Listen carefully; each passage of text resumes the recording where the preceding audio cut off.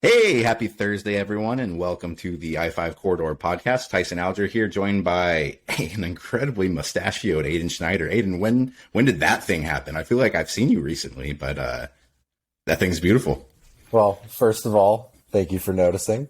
Yeah, And it's kind of impossible not to. You got a great sized upper lip for it, you know. yeah, appreciate it. Well, I've been working on it over the holidays, and it's always I'm always debating in my head when it gets a little long. Do I trim it? Do I start over? But I just decided I was going to keep it growing for a little while, and I'm liking the way it's turning out.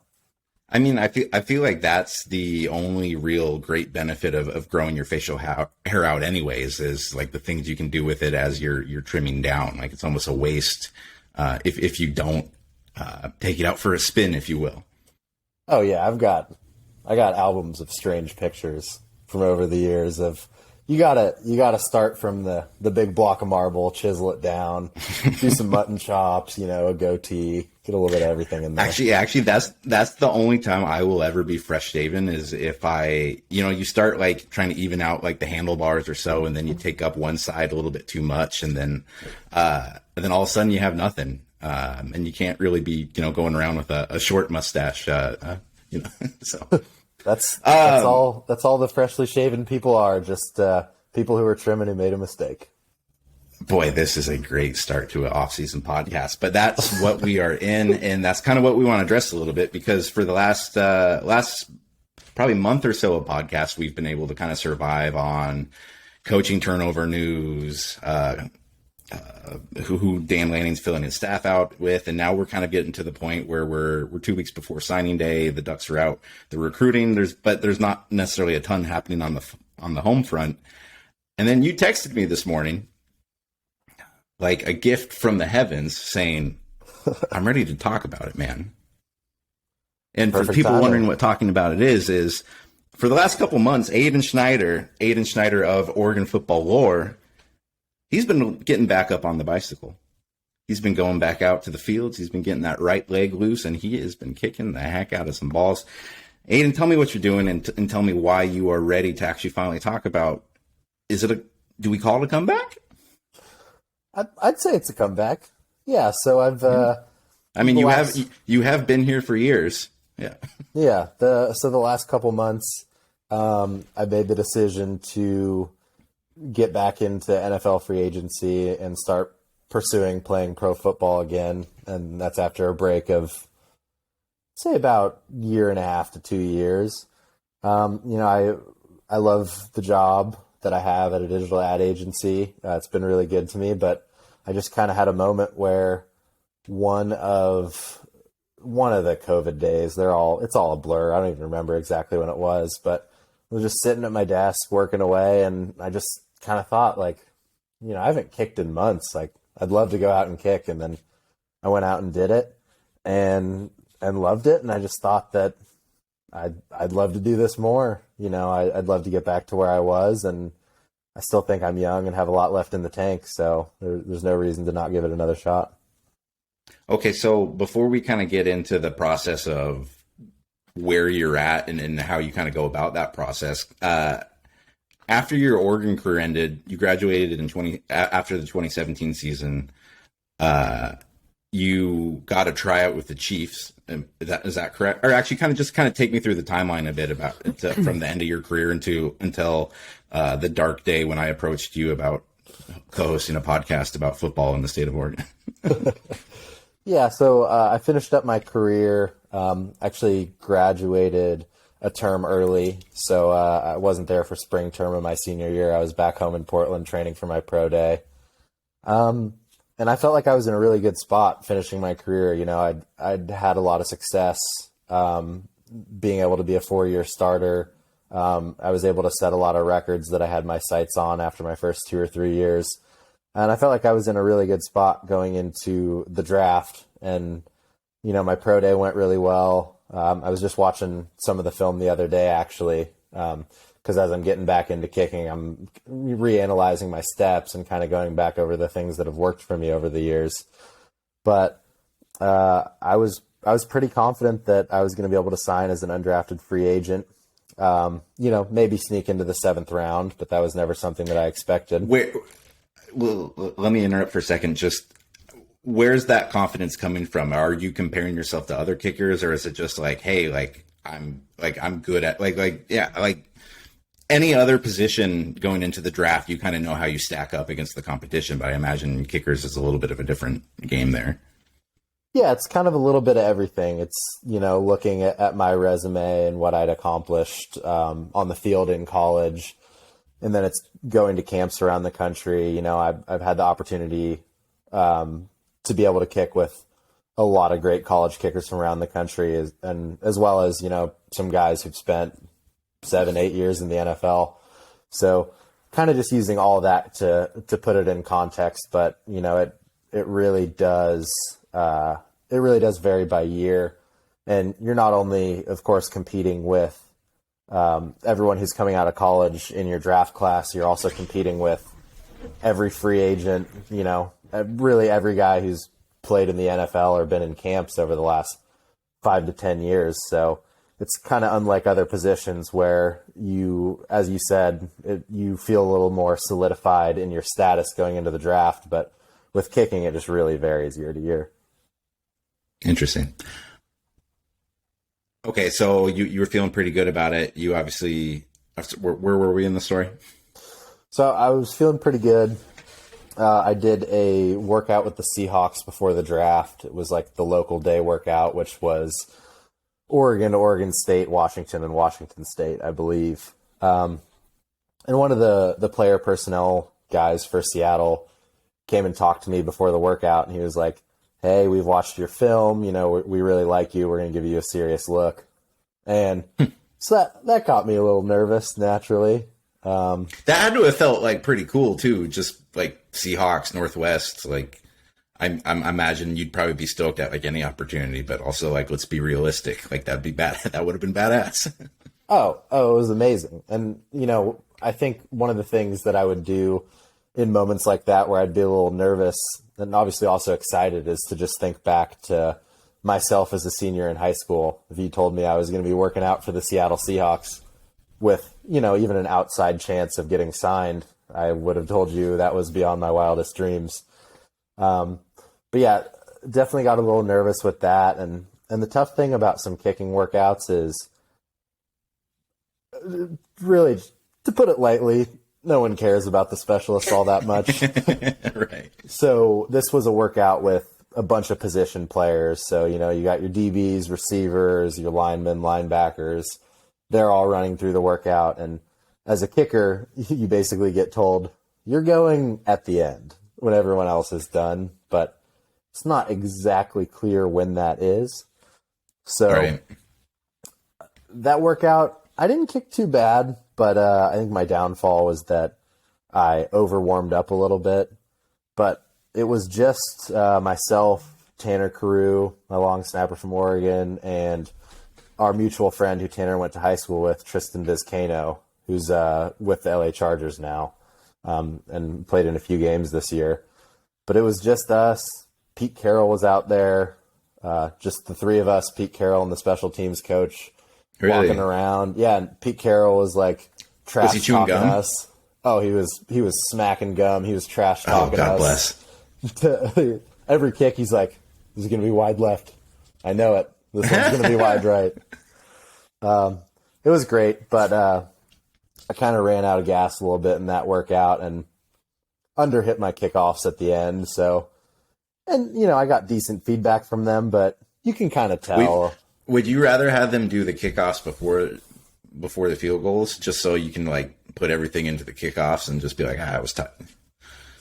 Usually, yeah, but especially with workouts with NFL teams, like they don't care how you feel, and they'll change stuff up at the last minute and all that. But yeah, after that, still going into the draft, I felt pretty good just because of the product I'd put on the field for 4 years. But I didn't get drafted, obviously. Didn't get any calls the day of the draft. And I was just I was pretty bummed out. I thought I wasn't going to get anything. And luckily I got an invite to Chiefs minicamp Although, sadly, I found out it was not because they were interested in me particularly, but still a great opportunity nevertheless. So it sounds like the whole process, it doesn't surprise me that there are what some fans would consider to be bad kickers in the NFL, because it just seems like it's just such a scattershot process in terms of like identifying players and giving them the opportunity. So inherently, you must believe that it's a process that, I mean, you must think that in order to do this, that you could be one of those 32 kickers. Yeah, definitely. And the way I've always thought about it is there's a lot of talent that goes into it, but there's also a lot of luck and a lot of timing. And a lot of times that means it's not the best 32 guys in the world doing it at one time. You know, I'd say there's probably, 65, 75 guys who have the talent to be successful at that level. And it just comes down to who has a good day at the right time, who has a good day when someone's watching.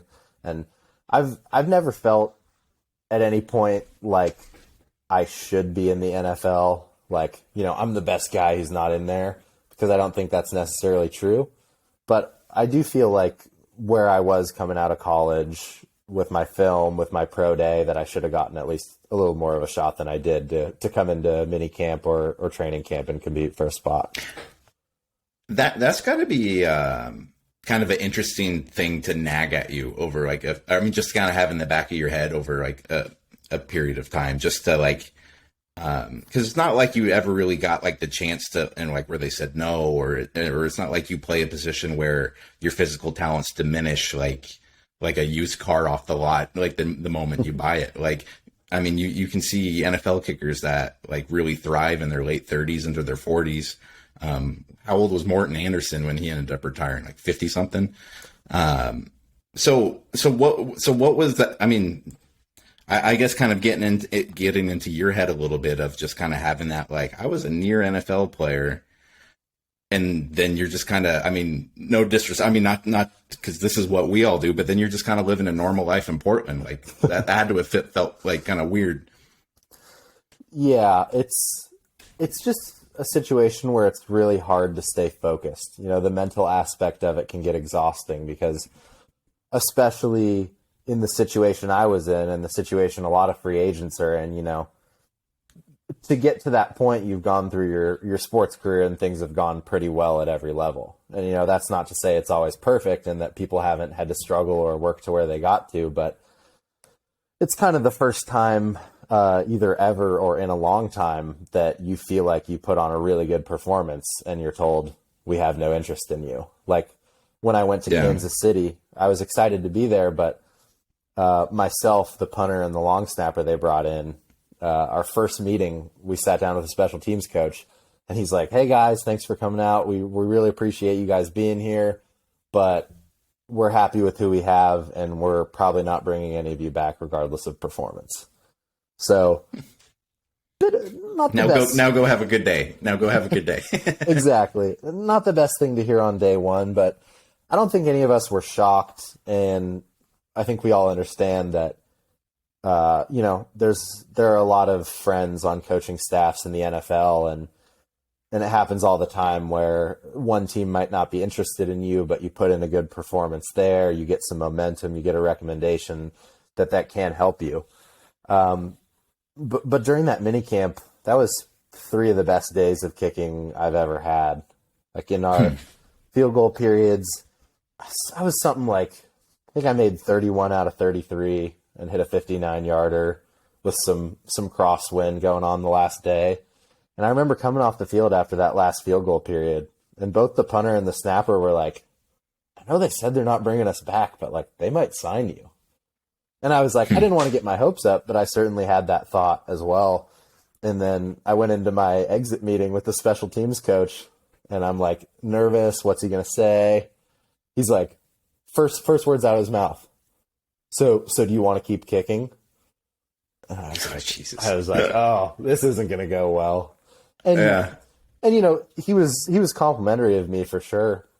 He was saying they weren't really sure how I was going to be, what they were getting with me, and that I kicked impressively. But that's just the unfortunate business of the NFL. You know, they had Harrison Butker coming off a Pro Bowl rookie year. So from their perspective, why would they be looking for someone, you know? So Do you get paid for mini camps at all? nope. You get flown out and you get your stuff paid for, but you don't make any money. Yeah, well, do you have middle seat, aisle seat, window? Oh, wow. I just remembered I have this story. So Yeah, this is good questions. This is why I do what I do, Aidan. Let's go. Let's get into it. So I had a middle seat. I don't know where my connecting flight was from, but you remember, I think his name was Cody O'Connell from Washington State. They called him the Continent. Cody. The massive, the massive tackle. Yeah. Yeah, I'd have to look up his exact measurements, but he's like 6'8", 360. So he was coming to minicamp too, and I got sat next to him on the plane ride into Kansas City. Oh, it was brutal. Nice. I mean, He seems like he'd be like a two-belt guy. I would think so. I mean, perfectly nice guy, but it didn't make for a comfortable plane ride. I hope they didn't put him in like you guys weren't like in the emergency exit, right? I feel like that would be like to have an offensive tackle blocking everyone. Oh no, we were. And then and like hotel accommodations. What are we talking here? Like nice room away from the elevator. There's a lot of people in there for minicamp. Yeah, we just had like a couple floors, just your standard queen bedrooms. I don't know how that went for him because he's massive, but yeah, it was not too shabby. Kind of what you'd expect.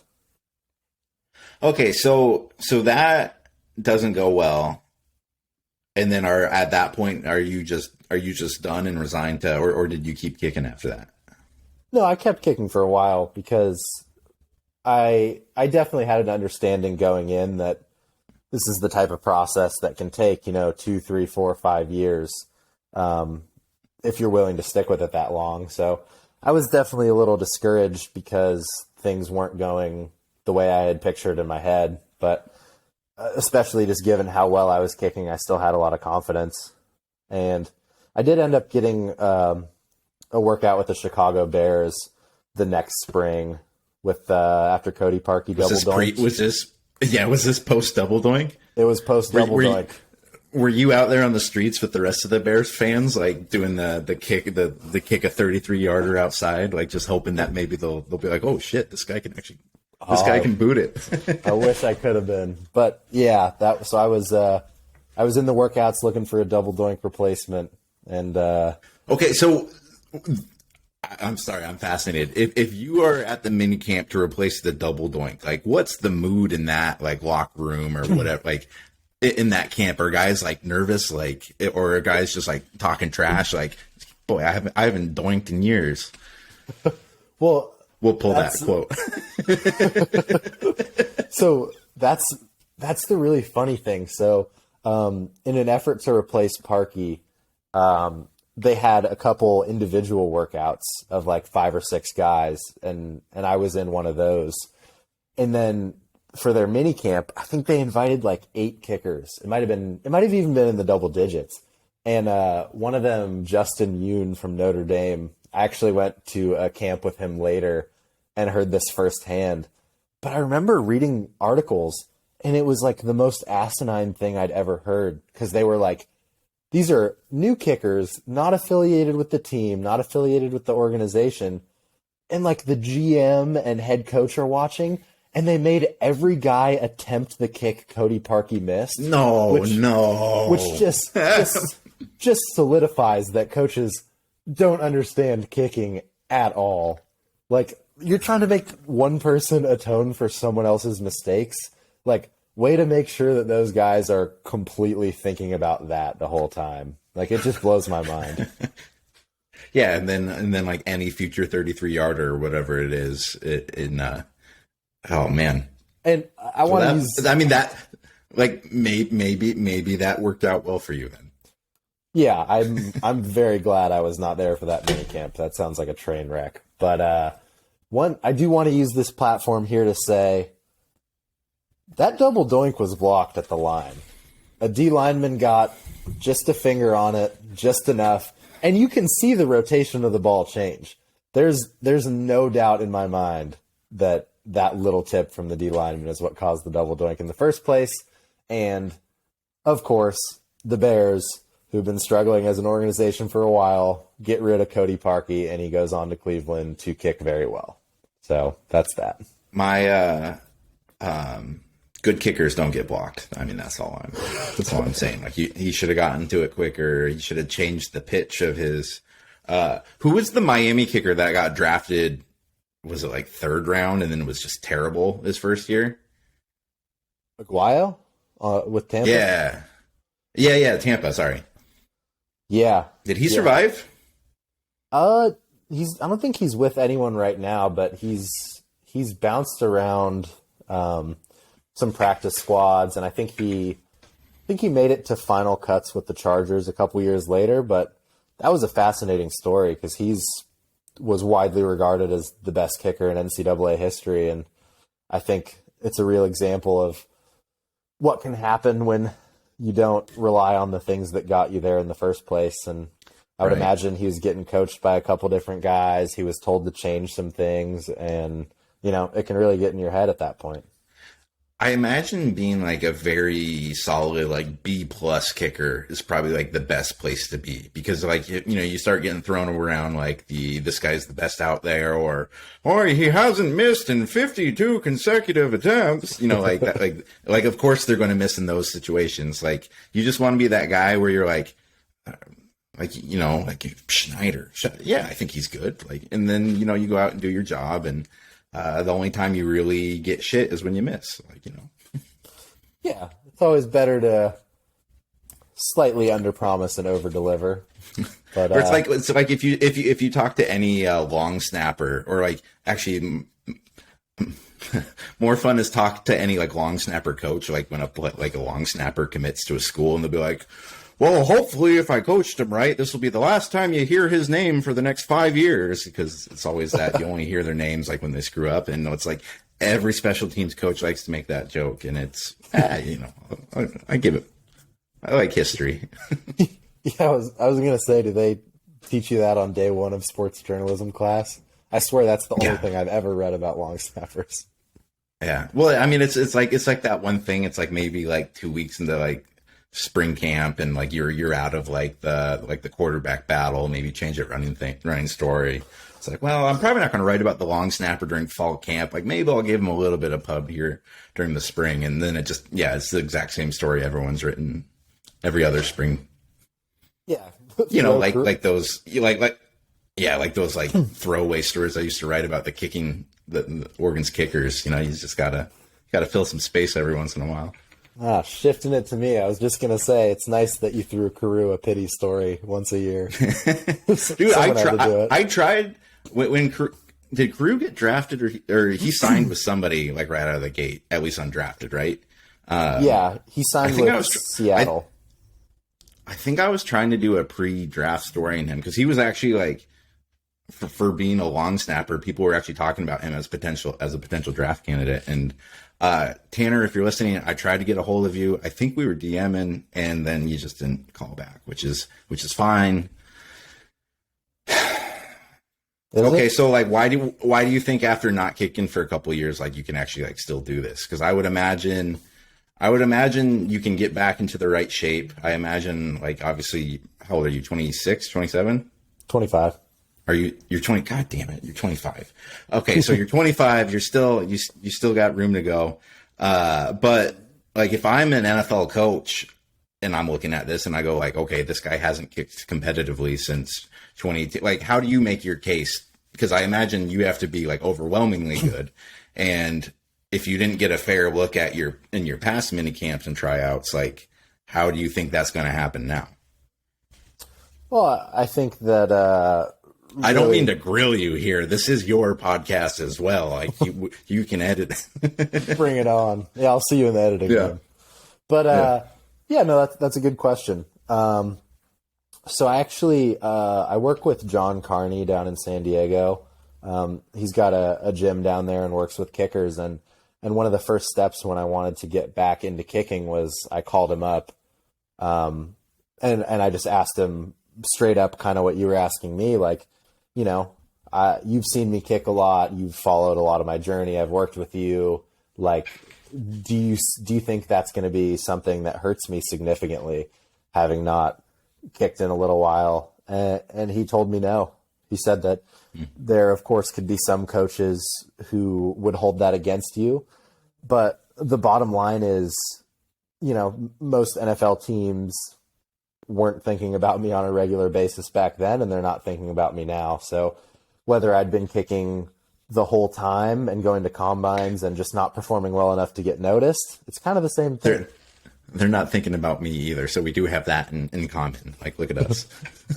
And that's why this works. Yeah, exactly. But, yeah, you know, I talked to Carney, and he's a guy I trust a lot. And, you know, he played 20 plus years in the NFL. He's been coaching for a while now. So that conversation is really what inspired me to fully get back into it and give it another shot. So I have a combine coming up this weekend, actually, down in San Diego for the USFL that Carney's running. So it'll be a good opportunity to get back into the swing of things. And I've really been improving a lot and hitting the ball well this week. So I imagine like that's probably like in play too, is like, I can't imagine you're like NFL or bust in this. No, because that was one of the biggest lessons that I learned from my first go round, is just that it is a process, and you know, it's possible to have really good performances and not have things go your way, but there's always another chance. There's always another combine to work towards. So it's important to trust. Did you try like the CFL or like any of those like other routes, like after post NFL try? Yeah, I was open to all of it. The CFL is a bit of a tough one because they have limits on the number of Americans you can have on your roster. And so generally that means... And right now you look very American. Indeed. And so usually that means you have to both kick and punt. And try as I might, gross. I can't punt. I can't do it. It's so hard. It just doesn't work for me. But I'd say one of... I mean, it's basically the same thing. Pretty much. But... you know, like this is just typical of people of your age and generation, is you just expect things to stay the same and for it to work out. Like, you have to evolve with the game, Aidan, if you want to make it in Canada.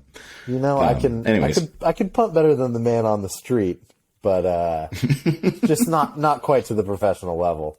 But yeah, with all those other leagues, it's always so bizarre how they select players. So like the AAF, for example, was a field goal only league. No kickoffs. Teams just started the ball at the 25-yard line. And the way they broke it down was each team would have a list of schools where they got first right of refusal. That was a very confusing league. It was. And so what actually ended up happening was Matt Wogan, who was my backup on field goal for most of my career, who was an amazing kickoff guy that we had, got signed by that team in a field goal only league. And I called my agent up and I was just like, how does this get explained? Like, how does this work? And he was also venting to me about it because he was getting frustrated because he represented Tyree Robinson, who at that point had been on multiple NFL active rosters. And my agent was trying to get Tyree's name in the draft pool, and they came back to him and said, "Oh no, he's just not what we're looking for in the draft pool. Like he's not at that level." When they were letting multiple people in the draft pool who'd not even been to an NFL training camp. So that whole thing is just really bizarre, and it can be really discouraging when you feel like you're getting close and then something like that happens. What sort of coin are you making in the USFL as a kicker? I don't actually know. I would guess 50,000-ish. Between 40 and 65, I would guess. Wait, so I didn't know the USFL would start... No. So, sorry, it was the AAF and the XFL that came back, and now it's the USFL is coming back, which is the return of like the long defunct league from the 80s. Jeff Pearlman wrote a fantastic book about the USFL book, by the way, if anybody wants to check that out. So that's coming back, and the XFL is coming back again too, isn't it? Isn't it like the Rock bought out? I think The Rock bought it. So who knows what that's going to mean? But I think it's really exciting for kickers, punters, and snappers specifically, just because it's such an all or nothing position where they don't carry backups in the NFL. So having another place you can get experience is essential. So that's a huge opportunity. But for other positions as well, and guys who are, on the bubble in NFL training camps, to be able to sharpen their skills and continue to improve and really take another shot at the NFL. Football's such a tough sport for that because it has the largest rosters. So there's a ginormous amount of players out there who played at a very high level, who are better than 99% of the world at what they do, who don't even have a chance to like sniff the NFL. And it's, it's one thing where like you look at basketball, and I wrote about like Joseph Young a couple of weeks ago, coming back from former Oregon Pac-12 Player of the Year, who went and played. He played 3 years in the NBA, then he went and played in China for 3 years, and now he's back in the G League, scoring like 32 points per game. Like he's trying to make his path back to the NBA, but he's also pulled in probably about like $10 million in salary over like the last 4 years while pursuing that. Like they're like all those other sports, because of how global they are, there's far more opportunities to pursue that at a professional level. And it's just something that you don't see in football. And man, I hope some of these other leagues work out, but it just seems like every few years, well, maybe this is just recency bias because we had the AAF and the USFL thing, but boy, the NFL is just top dog, and it's I don't know how much of a market there is outside of like the already like expansive college football market there. Yeah, it's definitely going to be tough, and hopefully it's something that is able to succeed over a longer period of time, and it'd be a great opportunity. And sometimes it's a little frustrating to think about the fact that if I picked like the worst position in sports to be this good at from a professional prospect's point of view, but it is what it is. I've been playing with a few college friends. We started playing. Have you ever played Rocket League on like PlayStation or Xbox? Yeah, I'm new to it. Turns out I'm actually kind of pretty good, and I haven't been good at a video game in a long time. And now I'm thinking about it. It's like, man, like, what if I just picked this up it didn't exist 20 years ago, but just what could have been like this instead of a sports stream. This could have been a Twitch stream for my just insane Rocket League skills. But alas, it's never too late. You could start a sport I-5 corridor video game division where you play, you bring guests on and play Rocket League with them. You never know. Actually, my dad will talk about this all the time because or joke about it. He used to be the U.S. national squash champion. He was the first player west of the Mississippi to be number one in the country, and he played on the professional tour for a couple of years too. And all he says now is, "I should have played tennis," because he had to quit. Playing professional squash in the 80s, you're making less money than playing professional squash now, which isn't a whole lot of money. So. I really wish my dad would have been a tennis player, and he's disappointed me ever since. So, love you, Dad. What do you think the squash salaries are now? Do you have any idea what the range might be? You know what? We are going to pull that up. I bet you like some of the top players, because like it's huge in like Egypt and like Pakistan. Top squash players salary. All right, Aidan Schneider, do you have a guess of? All right, give me a guess for the top male earner in 2018. For like yearly earnings? For tour, yeah, for money made from the tour. Wow, I have no idea. You could tell me it was like 30,000 or like 200,000, and I wouldn't know. I don't think it's 200,000, but let's 278,000. Wow. At the end of last season, total compensation on the PSA, which is the Pro Squash Association World Tour, eclipsed $6.4 million.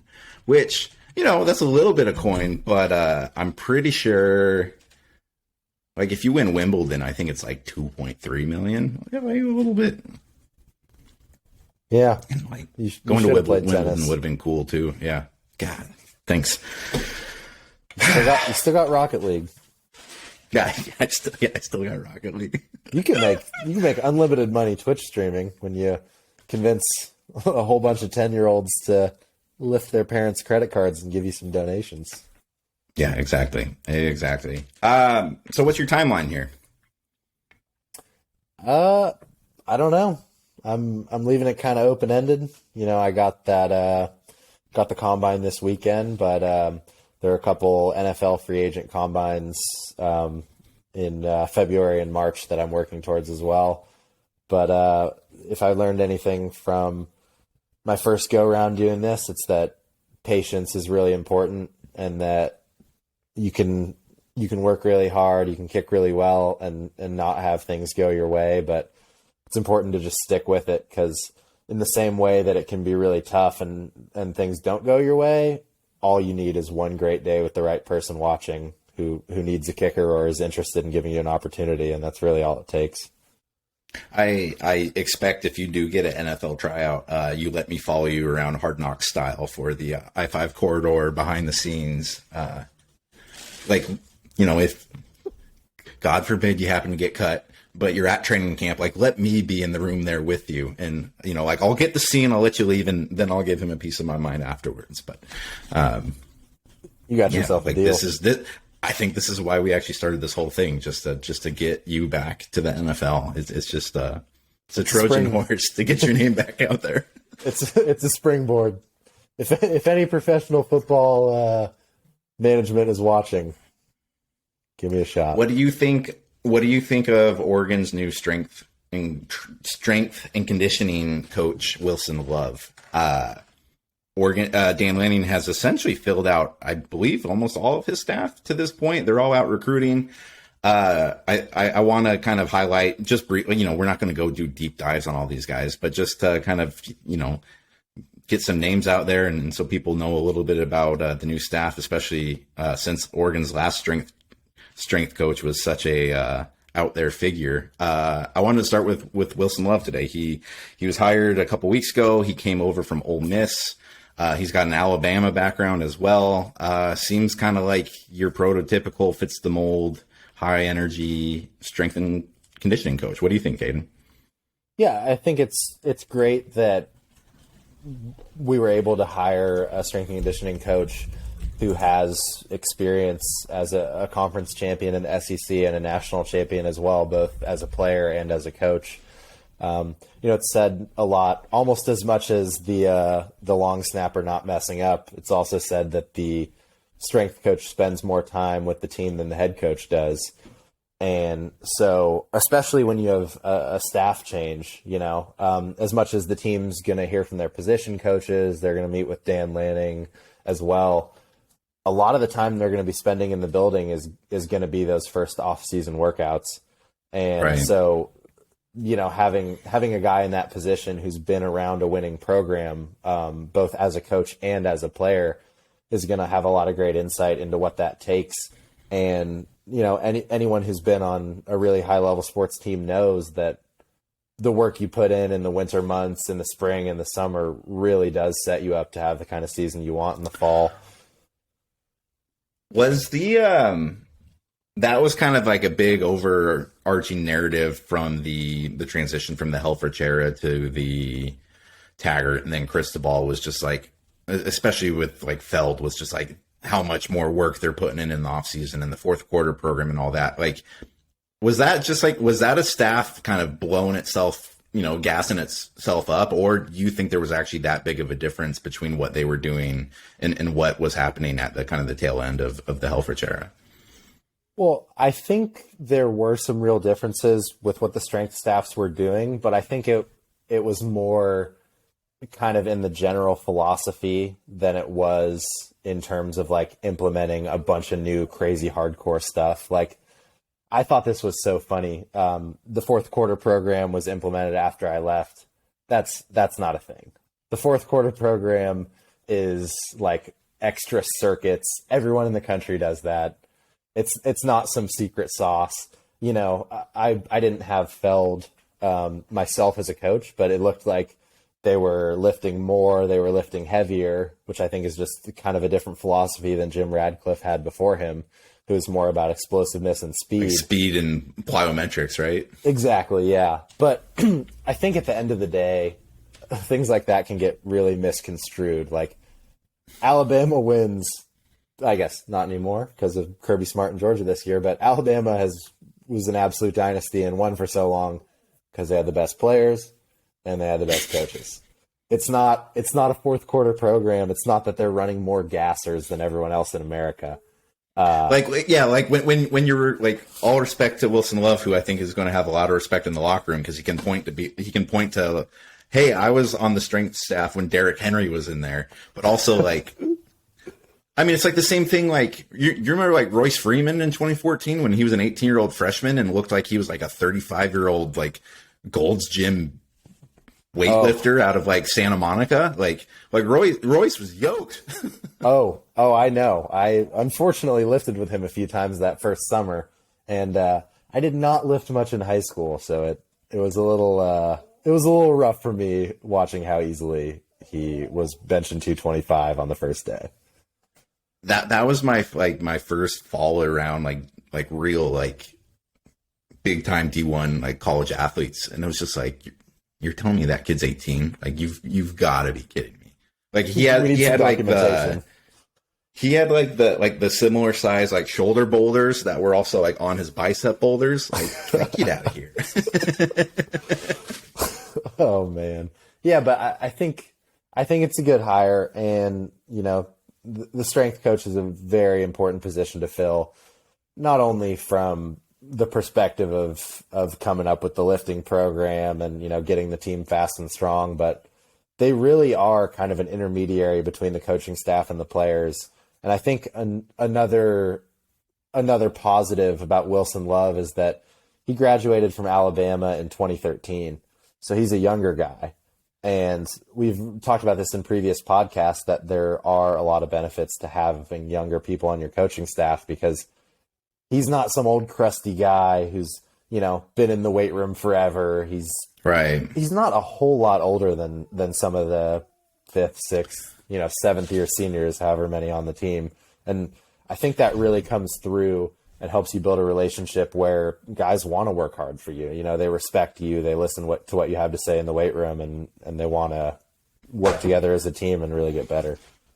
What do you think is like kind of the balance there between being the, I mean, you missed him, but I mean, you probably saw clips or videos, but I remember that first spring, it was just Feld out there as like just screaming like all morning, like just like let's get in. And like I think that first year, like it's definitely like I think it juiced guys up. It's just like, yeah, like this guy's ready. This guy wants to be out there.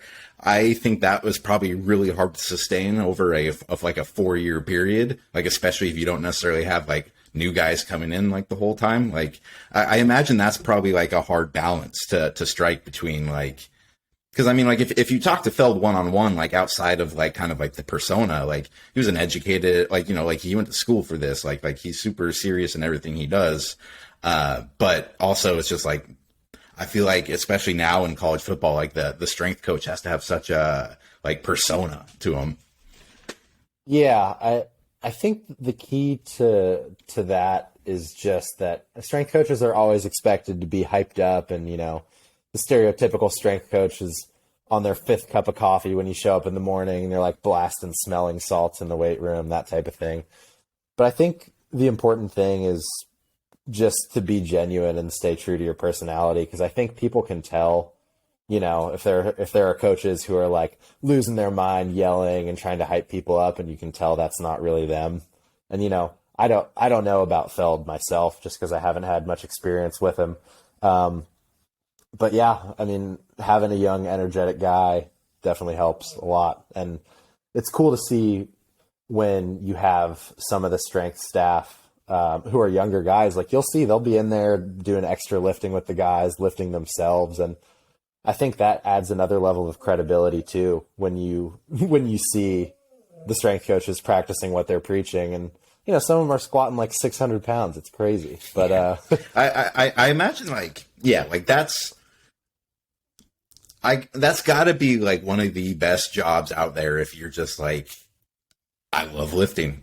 Because basically you just get to live in like a state of the art facility. I mean, like Oregon's, there was, I forget who commissioned this poll, but there was a story out there last week where all the high school All-Americans in the country voted again that Oregon is seen as the best facilities in the country, and their weight room is fantastic. And that is after, like, it was fantastic before Feld got there, and then he also like had them, like, basically they threw out all their old weight machines and brought in all this new stuff too. Like it's pretty cool. And yeah, like those guys are always, it just seems like they hang out there and lift and like like just get a yell and be excited. And yeah, like between that and like I guess this is on the other end of the spectrum, but I thought like being an MLB bench coach would be a good gig, but that's just because you don't have to do anything.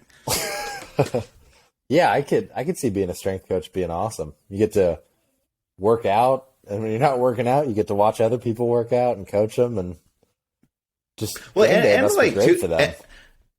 Yeah, and like I feel like it's just like a little bit more loosey goosey too, because like Feld like crafted his own like little brand, and he was selling T-shirts and like all of these little things. Like I that's probably not like what you're wanting out of like your offensive coordinator, but like very true. And one final point I do want to make on this podcast is that I'm secure enough to admit that Feld had and has a better mustache than me. I think we all know that, but I want to point out I was the mustache man at Oregon before he showed up. Yeah.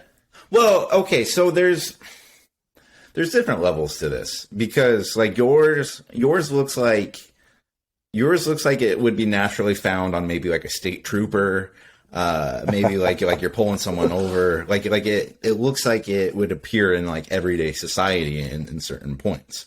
It's like the common man's mustache. Yeah. Yeah, or like like there is a chance that just appeared on you naturally. Feld's like he's putting product in there. It's twisty turny. It's like he's doing interviews about it, which I guess technically you're doing, but looks like he's gonna. Yeah, I mean, at all times it looks like he was gonna bare knuckle box someone. Yeah, and like the drop of a hat. I don't mean to assault this man's mustache. It is a very, very great mustache. But I think some people like their power servers, and other like the serve and volley type. That got me thinking about tennis. Anyways, let's move different on. Strokes I don't for think we have folks. anything. Well done. All right, we're here in the last couple seconds. I want you to look straight into the camera and say why you deserve to be in the NFL right now. Right now or eventually? I don't know if I put myself there right this second.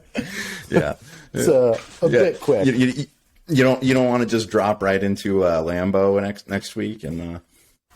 Ooh, heck.